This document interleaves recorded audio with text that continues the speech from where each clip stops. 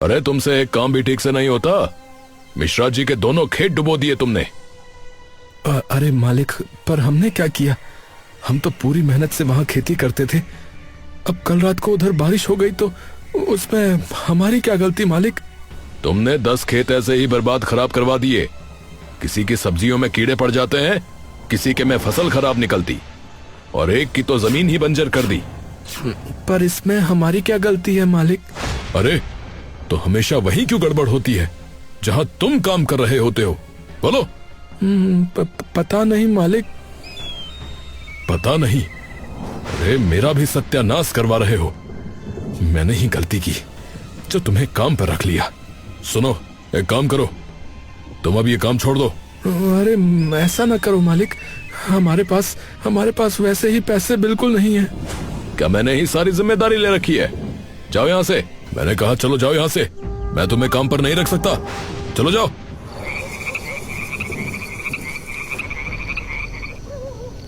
दोनों भाई कड़कती ठंड की शाम में वापस अपने छोटे से टूटे घर में लौट आते हैं। भैया आप क्या करेंगे? पता नहीं भाई, अब तो किस्मत का इतना बुरा प्रकोप आन पड़ा है कि कोई अपनी दुकान के आसपास भी नहीं खड़ा होने देता है कि कहीं उनकी दुकान ही ना बंद हो जाए। भैया अब फिर से कल जाकर के काम ढूंढना पड़ेगा।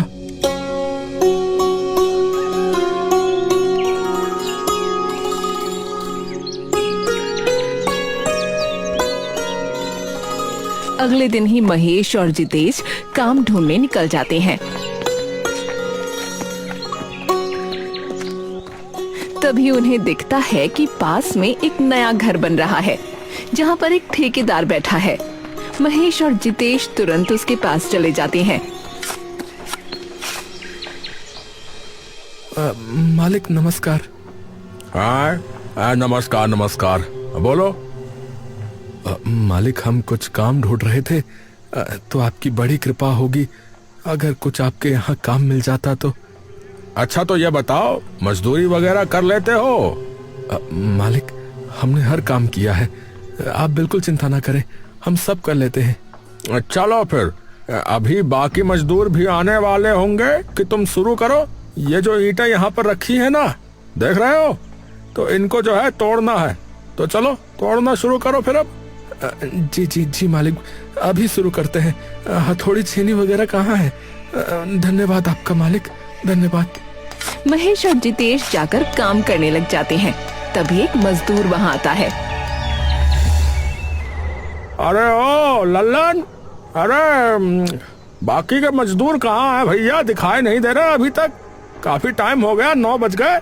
अरे मालिक, अरे पता नहीं मालिक एकदम से क्या हो लिया। ज्यादातर मजदूर एकदम से बीमार पड़ गए मालिक, एकदम से। और एक तो बता रहा है कि चोट लग गई उसके। अरे क्या बहानेबाजी कर रहे हैं ये सब के सब। सच्ची कह रहा हूँ मालिक, बिल्कुल एकदम सच्ची, माँ कसम। अरे एकदम से न जाने क्या मनहूसियत आ गई है। तभी लल्लन की नजर सामने काम करते जितेश और महेश पर पड़ती है। अरे मोरी मैया, अरे मालिक एक बात बताओ, आपने इन्हें काम पे रख लिया है क्या? हाँ काम पे रखा तो है, पर तू ऐसे क्यों चिल्ला रहा है भाई, क्या हो गया? महेश और जितेश डर से उसकी ओर देखते हैं। अरे मैं तभी कहूँ, ये अचानक इतनी परेशानी कैसे आ गई? आपने इन्हें जो काम पे रख लिया। अरे क्या हो गया भाई, क्या?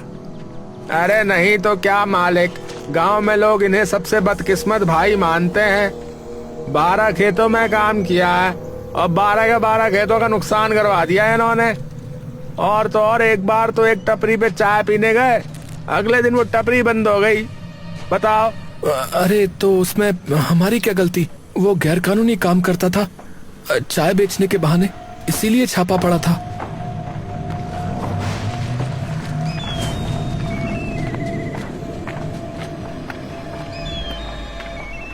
ओ भाई तुम निकलो, कहीं हमारे काम में भी परेशानी ना आ जाए। अरे पर मालिक बात तो सुनिए। अरे मैंने कह दिया भैया, है सामान यहाँ रखो और चुपचाप खिसक जाओ यहाँ से। चलो बता रहे, महेश और जितेश बदकिस्मती से वहाँ से भी निकाल दिए जाते हैं। वो पूरा दिन घूमते रहते हैं लेकिन उन्हें कहीं काम नहीं मिलता और थक हार कर वो अपने घर वापस लौट आते हैं।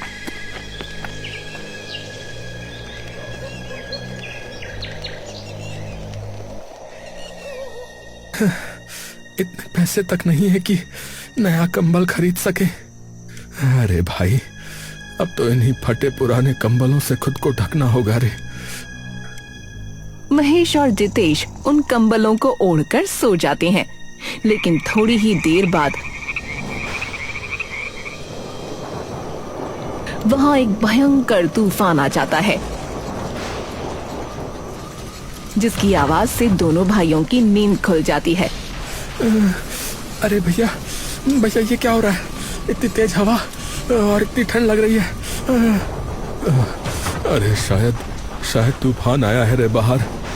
तभी उन्हें दिखता है कि घर की छत पर आई दरार और बढ़ जाती है और तभी छत का एक टुकड़ा टूटकर नीचे गिर पड़ता है। अरे छोटे निकल यहाँ से। अरे ये तो पूरी छत ढहने वाली है। और एक काम कर, अपने साथ कंबल ले ले भाई। दोनों भाई अपने कंबल लेकर बाहर निकल जाते हैं। जैसे ही वो दोनों घर के बाहर निकलते हैं पूरी की पूरी छत धड़ाम से नीचे गिर पड़ती है जिसे देख दोनों भाई कांप उठते हैं। हे भगवान, बाल बचे। अरे बच तो गए हैं, पर अब इतनी ठंड में जाएंगे कहाँ? मेरे तो हाथ ही जम रहे हैं रे ठंड से। अरे थोड़ी देर भी अगर यहाँ रहे तो ठंड से यहीं जम जाएंगे, बता रहा हूँ। भैया एक काम करते हैं ना, फिलहाल के लिए जंगल में चले जाते हैं, वहीं आग वाग जला के बैठ जाएंगे और क्या। और कंबल तो है फिर हमारे पास। जंगल, हाँ सही कहा। चल जल्दी भाग। जितेश और महेश अब जंगल में चले जाते हैं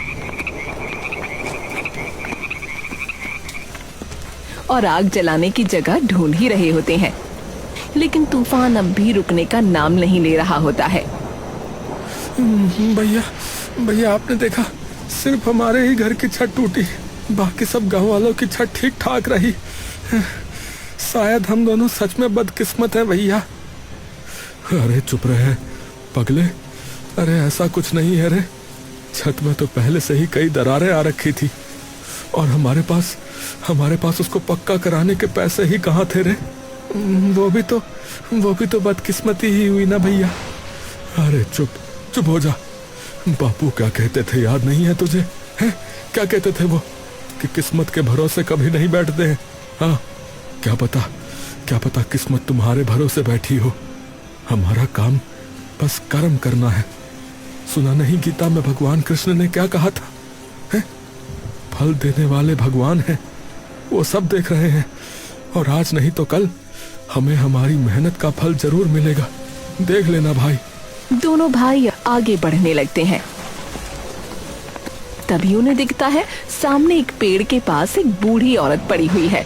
अरे कोई तो मदद करो, कोई मदद करो। अरे हे भगवान, अरे ये अम्मा इतनी ठंड में यहाँ क्या कर रही हैं भाई? दोनों भाई दौड़ते हुए उसकी तरफ जाते हैं। अरे अम्मा, अरे क्या हुआ? यहाँ क्या कर रही हो ऐसी आंधी और इतनी भयंकर ठंड में? अरे कुछ हो जाएगा। जितेश और महेश तुरंत उन्हें अपने कंबल से ढक देते हैं। बेटा, वो मेरी झोपड़ी में बहुत ठंड हो रही थी तो सोचा थोड़ी लकड़ी लाके जला लूं, लेकिन इतनी ठंड थी कि बाहर मेरी सारी हड्डियां सर्दी में जकड़ गईं। अरे अम्मा, हमें बताओ फिर आपकी झोपड़ी कहाँ है? हम आपको वहीं छोड़ कर आते हैं। बस यही है बेटा। जितेश तभी उस बुजुर्ग औरत को अपनी गोद में उठा लेता है। अम्मा, आप मुझे बताते जाना रास्ता। अच्छा ठीक है बेटा। जितेश और महेश भरी ठंड में कांपते हुए उस बुजुर्ग औरत को अपने कंबल देकर उसे अपनी गोद में उठाकर उसकी झोपड़ी की तरफ बढ़ने लगते हैं। बेटा, भगवान सच्चे दिल वालों की हमेशा सुनता है और तुम्हारा दिल बहुत सच्चा है, ये मैं देख सकती हूँ। जितेश और महेश उस बुजुर्ग औरत को लेकर काफी देर तक घूमते रहते हैं, लेकिन उन्हें कहीं झोपड़ी नहीं दिखती और देखते ही देखते जंगल और गहरा होता जाता है। अरे अम्मा कितनी दूर और है? बस थोड़ी दूर और है बेटा। जितेश और महेश काफी देर तक उस बुढ़िया को लेकर यूं ही चलते रहते हैं। सामने वो घनी झाड़ी दिख रही है बेटा, बस उसी के पीछे है। जितेश और महेश उस झाड़ियों को पार करके जैसे ही बाहर निकलते हैं, उन्हें दिखता है सामने एक बड़ी सी झोपड़ी है। जितेश बुढ़िया को नीचे उतार देता है। आ जाओ बेटा, तुम भी आ जाओ। जितेश और महेश जैसे ही उस झोपड़ी के अंदर घुसते हैं, तभी उन्हें महसूस होता है कि झोपड़ी में चारों ओर गर्माहट है। अरे वाह भैया यहाँ ऐसा नहीं लग रहा है मानो धूप खिली हुई हो। सर्दी कितनी कम लग रही है ना यहाँ। हाँ, पर अम्मा आपने तो बोला था कि आपको यहाँ ठंड लग रही थी। दोनों भाई अम्मा की ओर पलटते हैं, लेकिन वहाँ कोई नहीं होता। हाँ, अम्मा कहाँ गई? महेश, अम्मा कहाँ गई? पता नहीं भैया, अभी तो यही थी।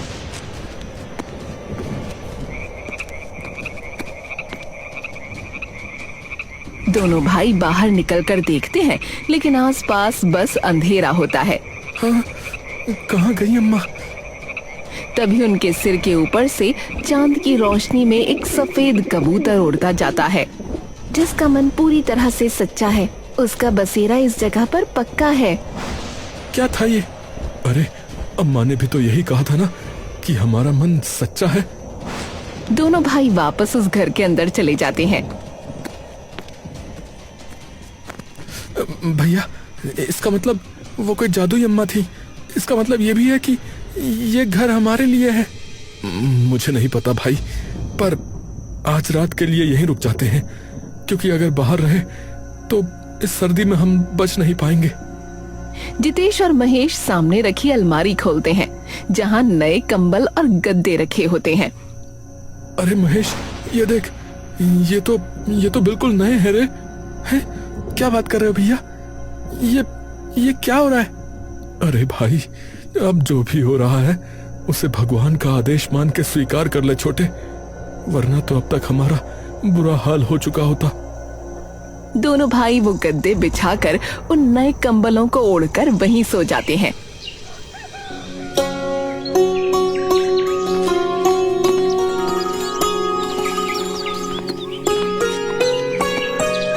दोनों भाई अगली सुबह उठकर बाहर निकलते हैं तो उन्हें दिखता है कि सामने एक बड़ा सा खाली खेत है। ये क्या है? और आपने ये खेत देखा? हाँ भाई, ये खेत है किसका? लेकिन महेश और जितेश जाकर उस खेत की मिट्टी छू कर देखते हैं। अरे भैया, जरा देखिए तो, इस खेत की मिट्टी भी कितनी उपजाऊ लगती है।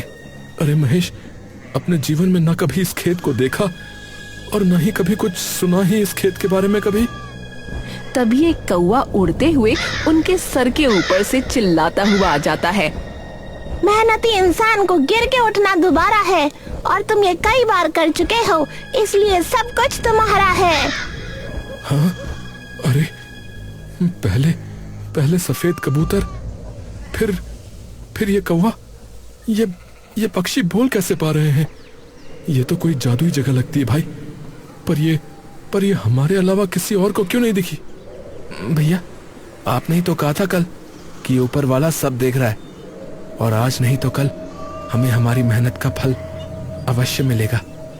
तो क्या पता यही हमारा फल हो भैया। जितेश कुछ देर के लिए चुपचाप उस खेत की तरफ देखता रहता है। यह शायद हमारे स्वर्गवासी माता पिता का आशीर्वाद हो। दोनों भाई एक दूसरे की तरफ देखकर मुस्कुराने लगते हैं। अरे भैया, हम अब इतने बड़े खेत को जोतेंगे कैसे? अरे वाह, हाथ में खेत आते ही मेहनत भूल गया। अरे भगवान ने सिर्फ मौका दिया है छोटे, पर इस मौके का फायदा हमें अपनी मेहनत से उठाना पड़ेगा ना। सही कहा भैया, बिल्कुल सही कहा। दोनों भाई उसी दिन से उस खेत में मेहनत करना शुरू कर देते हैं और हर दिन अपनी पूरी जान उस खेत में झोंक देते हैं। और देखते ही देखते उनकी मेहनत रंग लाने लगती है।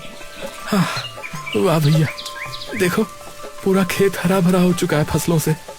हाँ भाई, इतनी फसल उगी है कि इसे बेच दे तो 2 साल का खर्चा निकला है। हाँ भैया, सब भगवान की कृपा है भैया। कहाँ लोग हमें मनहूस कहते थे, और देखो ना, हमने अपना इतना बड़ा खेत खड़ा कर दिया। हारे छोटे, मन के जीते जीत है और मन के हारे हार। और कुछ सालों तक दोनों भाई यूं ही मेहनत से उस खेत में काम करते रहते हैं। देखते ही देखते अब उनके पास खूब सारे पैसे जमा हो जाते हैं। अरे वाह भैया वाह, तुम दोनों भाइयों ने कमाल कर दिया भैया। सबसे ज्यादा गेहूं और सब्जियां तुम्हारे खेत से आती हैं आजकल, और वो भी एकदम खरी खरी। हाँ, ये लो भैया अपने पैसे, गिन लेना। अच्छा, बड़ी गड्डी है। धन्यवाद भाई साहब। जितेश और महेश अपने पैसे लेकर वापस चले जाते हैं।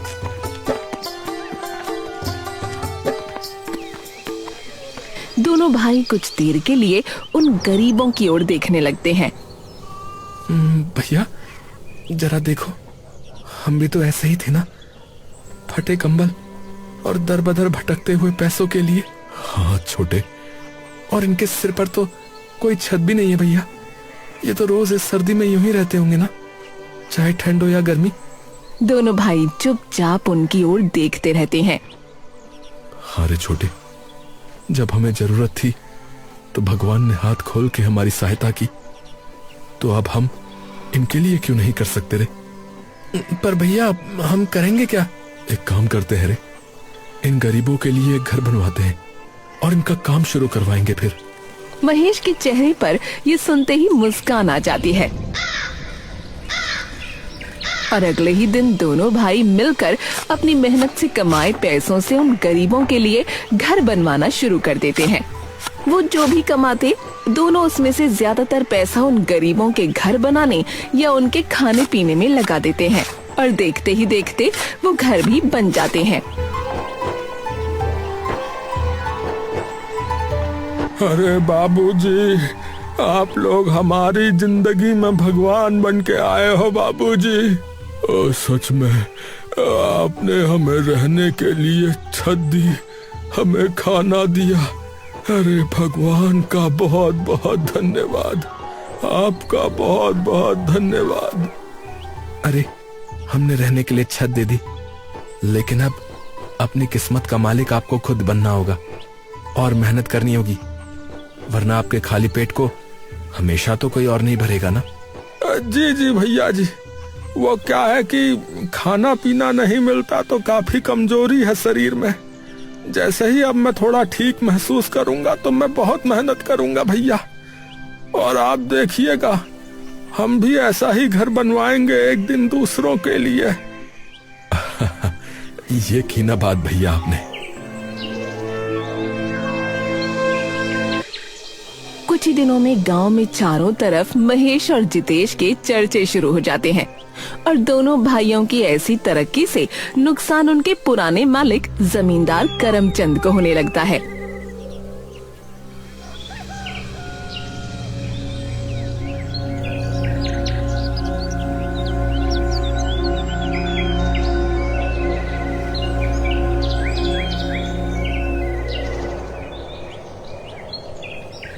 मालिक माफ कीजिएगा, अब हम आपके यहाँ काम नहीं कर पाएंगे। काम नहीं कर पाएंगे? क्यों भाई क्यों, ऐसा क्या हो गया? अब तो मालिक हम महेश और जितेश बाबू के पास ही जाएंगे। वो हम मजदूरों को हमारे हक का पूरा पैसा देते हैं, लेकिन आप तो एक दिन ना आओ तो उसका दुगना पैसा काट लेते हैं। और क्या? अरे तो क्या सिर पे बैठा लो तुम्हें, हैं? बस इसीलिए तो नहीं आ सकते अब आपके यहाँ, ऊपर से समय पे पैसे भी नहीं देते। और इतना कहकर वो दोनों मजदूर वहाँ से चले जाते हैं। इन दोनों भाइयों ने तो मेरा सारा काम चौपट कर दिया है, देखना पड़ेगा इन्हें। तभी करमचंद के दिमाग में एक तरकीब आती है। मेरे अलावा भी तो और कई लोग होंगे जिनके धंधे इन्होंने चौपट करवा रखे हैं। एक काम करता हूं, बाकियों को बुलाता हूं आज शाम को पूछने।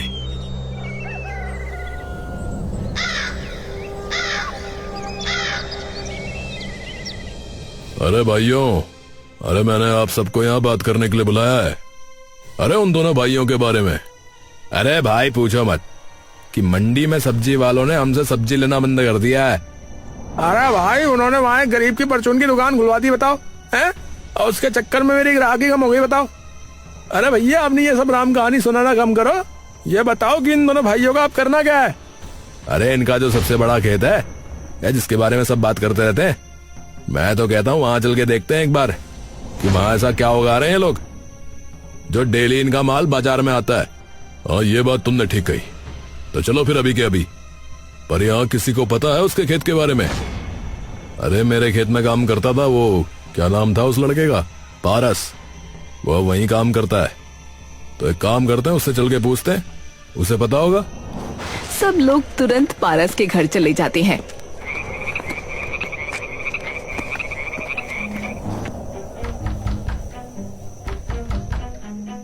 अरे आप लोग यहाँ क्या कर रहे हैं मालिक? अरे भाई पारस, अरे सुनो भाई। अरे भाई, वो जिनके यहाँ तुम काम करते हो उन दोनों के खेत वेत कहाँ है भाई? मैं नहीं बताऊंगा जमींदार जी, नहीं बताऊंगा। वो तुझसे प्यार से बात कर रहा है ना, तो बता दे, नहीं तो तेरी। अच्छा ठीक है, मैं बताता हूँ। पारस उन्हें उस खेत में ले जाता है।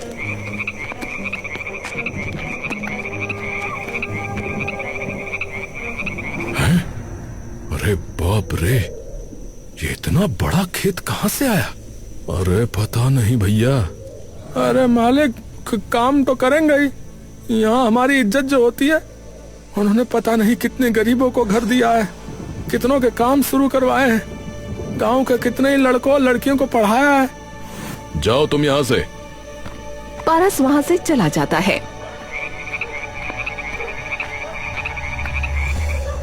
ए भाई, हमने तो कभी सुना भी नहीं था कि यहाँ कोई खेत भी है, और ये तो इतने गरीब थे। ए भैया, तो फिर इन्होंने इतनी बड़ी जमीन खरीदी कैसे? है भाई, कोई लॉटरी वॉटरी लग गई क्या इनकी? अरे क्या पता, खरीदी ना हो।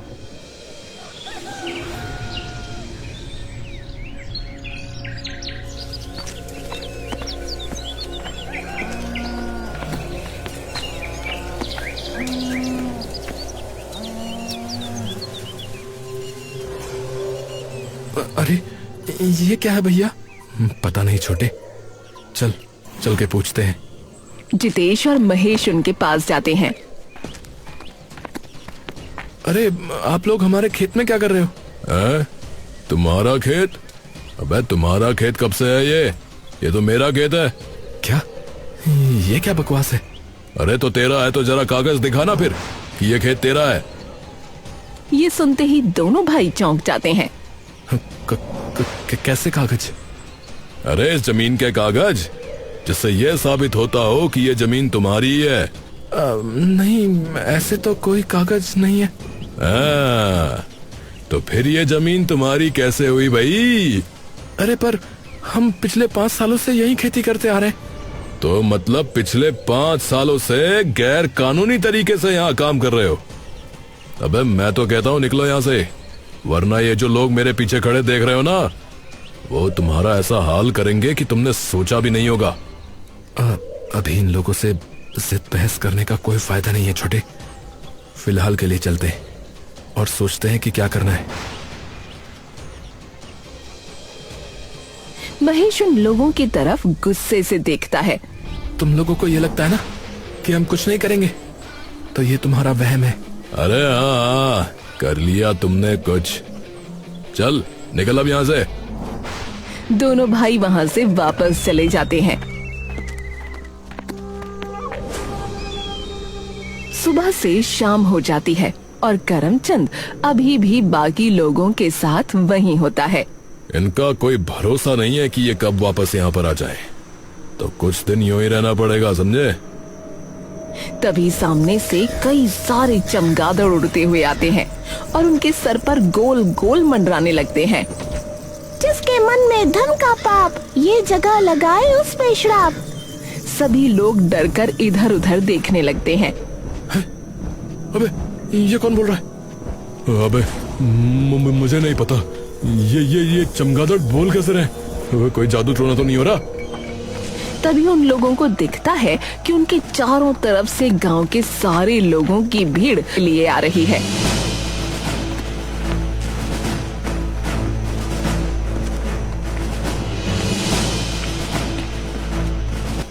ए भाई कौन है भाई ये?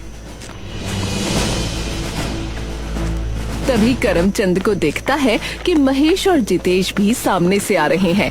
अरे ये सब क्या हो रहा है? वो सभी लोग चारों तरफ से उन सभी को घेर लेते हैं। अरे क्यों आए हो? हमारा हक वापस लेने। मैंने कहा था ना कि तुम्हारा वहम है कि हम कुछ नहीं करेंगे। अरे पर ये जमीन तुम्हारी है ही नहीं, तो इस बात के लिए तुम्हें जेल भी हो सकती है, हाँ समझे? पर अब ये जमीन हमारी है। करमचंद जी, अरे पटवारी जी, जरा सामने तो आइए। उस भीड़ में से पटवारी निकल कर आता है, जिसके हाथ में कई सारे कागज हैं। ये रहे कागज इस जमीन के। अरे ये कैसे हो सकता है? नहीं, अरे तुमने एक ही दिन में ये सब हो सकता है। अरे ये गलत है। तभी भीड़ में से एक पुलिस वाला निकल कर आता है, जो पता नहीं कितने सालों से मजदूरों के हक का पैसा खाते आ रहे हैं। जबरदस्ती लोगों की जमीन हड़प लेते हैं, लेकिन इन्होंने जो है गरीबों को काम दिया है, खाना दिया है, और मुझे एक गरीब के बेटे को पढ़ाया लिखाया, जिसकी वजह से ही मैं आज यहाँ पर हूँ। समझ में आ गई बात? और ये मत भूलो, गांव का हर गरीब किसान और वो आदमी इनके पीछे खड़ा है जो बेईमानी में नहीं, मेहनत पर भरोसा रखता है। तो तुम अभी के अभी जो है यहाँ से निकल जाओ, बता रहे हैं, वरना सोच लो कि इतने सारे लोग मिलके तुम्हारा क्या हाल करेंगे। अरे भाई कालू, अबे यार, मुझे लग रहा है यहाँ पर भीड़ भारी हो गई है। एक काम कर, पहाड़ में जाए जमींदार, इसके 250 रुपए वापस कर और खिसक ले बेटे यहाँ से, वरना बेमतलब में मारे जाएंगे। क्या समझा?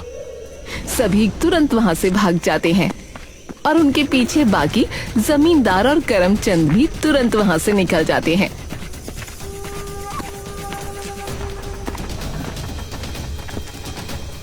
अरे आप लोग हमारे कर्ता धर्ता हैं, हमारे संकट मोचक हैं, तो एक बार फिर से आपका बहुत बहुत धन्यवाद भैया। अरे आप लोग मुझे धन्यवाद क्यों कर रहे हैं? आप लोग अभी भी नहीं समझे क्या? अरे हमने कुछ नहीं किया, ये सब तो आपने ही किया है। आप लोगों को हमने बस मौका दिया है, उस मौके को मेहनत करके आप लोगों ने भुनाया है। आप सभी लोग मेहनत करते हैं मेरे खेत में, अपने अपने कामों में, इसीलिए आपके पास ये सब है। हमारे इंस्पेक्टर साहब को ही देख लो, हमने तो बस उन्हें थोड़े पैसे दिए थे, बाकी दिन रात पढ़ाई लिखाई भागा दौड़ी वो तो इन्होंने ही की थी ना, इसीलिए ये इंस्पेक्टर बन पाए। और हमने भी तो मेहनत की, पता नहीं कितनी जगह से निकले, और जब हमें ये जगह मिली तब भी खूब मेहनत की, इसीलिए आज यहां तक पहुंच पाए। तो बस बात इतनी सी है मेरे भाइयों कि मेहनत का फल सदैव मीठा होता है, और आप सभी ने मेहनत की है, तो धन्यवाद आप लोग स्वयं का करो।